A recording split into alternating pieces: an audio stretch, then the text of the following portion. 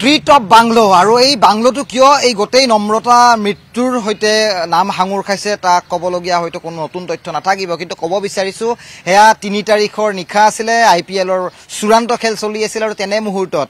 মাছ নিখালৈকে এই বাংলোতে চলিছিল এটা বিলাসী পাৰ্টি আৰু এই পাৰ্টি দিয়াৰ আৰৰ ব্যক্তিগৰাকী আছিল পশ্চিম বিলাসীপাৰা সমষ্টিৰ বিধায়কৰ পুত্ৰ আন্নায়াতুল আৰু আন্নায়াতুলৰ পাৰ্টিত গায়ত্ৰী বৰা আৰু এই বাংলোটোৰ গৰাকী হেইগৰাকী তেওঁৰ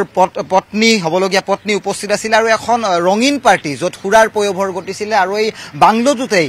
মেঘালয় ফুৰিবলৈ যোৱাৰ হেই ভয়ংকৰ পৰিকল্পনাৰ ব্লুপ্ৰিন্ট ৰচনা হৈছিল এই মুহূৰ্তলৈকে ক'ব পৰা হোৱা নাই যে ইয়া নম্ৰতাৰ হত্যাকাণ্ড নে স্বাভাৱিক মৃত্যু দুৰ্ঘটনাত মৃত্যু গতিকে এই গোটেই বিষয়টো চৰ্চাত থকাৰ মাজতেই কিন্তু আমি যোৱা নিশা দেখিছিলোঁ যে বাংলোটোত দিছপুৰ আৰক্ষীৰ এটা বৃহৎ দলে আহি অভিযান চলাইছিল আৰু অভিযানৰ সময়ত ভিতৰত মৃগাংগ বৰুৱা প্ৰজ্ঞা বৰা উপস্থিত আছিল নে নাই হেয়া এই তথ্য এই মুহূৰ্তলৈকে আৰক্ষীয়ে নিশ্চিত কৰা নাই কিন্তু আমি এই দিনৰ পোহৰত স্পষ্টভাৱে আপোনালোকক এই বাংলোটোৰ পৰিৱেশ এই মুহূৰ্তত দেখুৱাইছোঁ য'ত লিখা আছে ট্ৰি টপ বাংলো বাই ডিয়াৰ অৰ্থাৎ আপুনি এই বাংলোটো সম্পূৰ্ণভাৱে অবৈধভাৱে চলি থকা বুলি এটা তথ্য লাভ কৰিছে এই মুহূৰ্তত গুৱাহাটী পৌৰ নিগমে গতিকে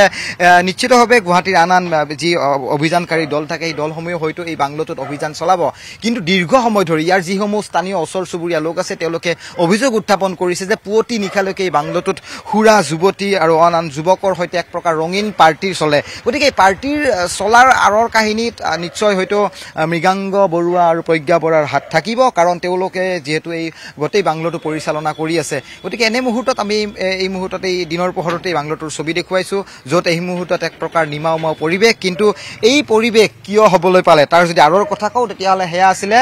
যোৱা নিশা দিছপুৰ আৰক্ষীৰ অভিযান কেৱল এই বাংলোটোৱে নহয় মৃগাংগ বৰুৱা আৰু প্ৰজ্ঞা বৰাৰ নামত তেওঁলোকে চলাই থকা আন কেইবাটাও গেষ্ট হাউচৰ তথ্য এই মুহূৰ্তত পোহৰলৈ আহিছে সেয়া হৈছে হেঙেৰাবাৰী VIP ৰোড গতিকে এই আন বাংলোসমূহত গেষ্ট হাউচসমূহত আৰক্ষীয়ে কিদৰে অভিযান চলায় সেয়াও নিশ্চয় লক্ষণীয় হ'ব কিন্তু ক'ব বিচৰা হৈছে যে এই বাংলোটোতে সেই নিশা মেঘালয় ফুৰিবলৈ যোৱাৰ ভয়ংকৰ ব্লুপ্ৰিন্ট পৰিকল্পনা ৰচনা হৈছিল এই স্থানৰ পৰাই নম্ৰতা বৰালৈ ফোন কৰা হৈছিল আৰু অৱশেষত নম্ৰতা বৰাক নেহা এপাৰ্টমেণ্ট ৰুক্মিণী গাঁৱৰ পৰা উঠাই তেওঁলোকে মেঘালয়লৈ ফুৰিবলৈ গৈছিল আৰু বাকী গোটেই দৃশ্যাংশ সেই গোটেই ভাইৰেল হোৱা ভিডিঅ'টোত ছবিখন স্পষ্ট হৈছে মিছাকৈ এজন ইছলাম হক চৌধুৰী নামৰ এজন চালকক প্ৰতিষ্ঠা কৰা হ'ল তাৰপিছত আৰক্ষীক দিয়া ভাষ্য আৰু এটা ব্যক্তিগত ছেটেলাইট চেনেলত তেওঁলোকে যিসমূহ ভাষ্য দিছে এই গোটেই ভাষ্যৰ কিন্তু অমিল সেই মুহূৰ্তত ৰৈ থকা তাৰৰ ট্ৰাকখনৰ কোনো সম্ভেদ নাই পোষ্টমৰ্টম ৰিপৰ্টত কিছু সন্দেহজনকভাৱে দৃষ্টিৰে বৰ্তমান আৰক্ষীয়ে চাবলগীয়া হৈছে তাৰ লগে লগে এগৰাকী শীৰ্ষ IPS বিষয়াক গোটেই নম্ৰতা কাণ্ডৰ তদন্তৰ দায়িত্বভাৰ বৰ্তমান মেঘালয় আৰক্ষীয়ে অৰ্পণ কৰিছে ঠিক একেদৰে গুৱাহাটী আৰক্ষীক মুখ্যমন্ত্ৰী গ্ৰীণ ছিগনেল দিছে আৰু গ্ৰীণ ছিগনেল পায়ে যোৱা নিশা দিছপুৰ আৰক্ষীয়ে বৃহৎ অভিযান চলাইছিলে পুনৰ মই বাংলোটোৰ পৰিৱেশে দেখুৱাই লৈছোঁ ট্ৰি